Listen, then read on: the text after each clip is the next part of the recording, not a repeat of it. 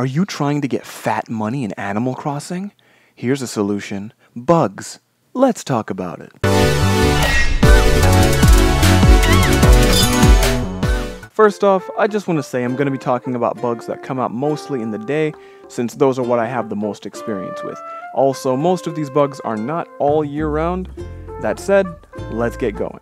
So the bug that'll get you the most money during the day consistently is the peacock butterfly.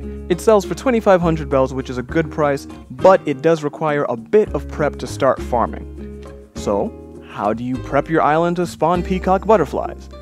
Well, what you gotta do is plant a whole bunch of blue, black, or purple flowers. The type of flower doesn't actually matter as long as it's one of those three colors, but the easiest color to get by far is blue. And I know what some of you Animal Crossing vets are thinking right now. Well, I'd have to crossbreed and hope I get the blue flowers. Well, you're right, but there is a way to get them without crossbreeding. And for those of you who've been exploring the many aspects of New Horizons, you probably know where I'm going with this. That's right, get those Nook Miles tickets ready, it's time to island hop. So there's 7 types of deserted islands you could potentially end up on when using your Nook Miles tickets, but unfortunately, where you end up is completely random. The island you'll be looking for is the one with the hybrid flowers, and when you finally find it, it's time to whip out that shovel and take home some souvenirs. Okay, so you've got your blue flowers, what do you do next? I recommend planting them all together in one specific place. As for the location, personally I chose to plant them close to where I'll be selling the butterflies, but you're free to put them wherever you want. Congratulations! You can now spawn flying money on your island. Let's get this bread. Bug. Wait a second, that was a Pikmin reference.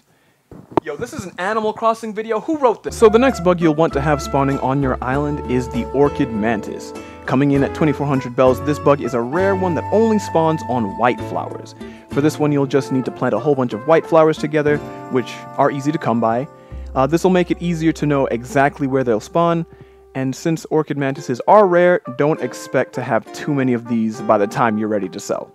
Okay, so our final bug is the paper kite butterfly. While this one is only worth 1,000 bells, it does appear rather often, making it a relatively consistent source of income. So don't hesitate to catch one to bring in some decent money. These ones spawn around any kind of flower like most butterflies, so major prep is not needed, especially if you've already set your island up to spawn peacock butterflies and orchid mantises.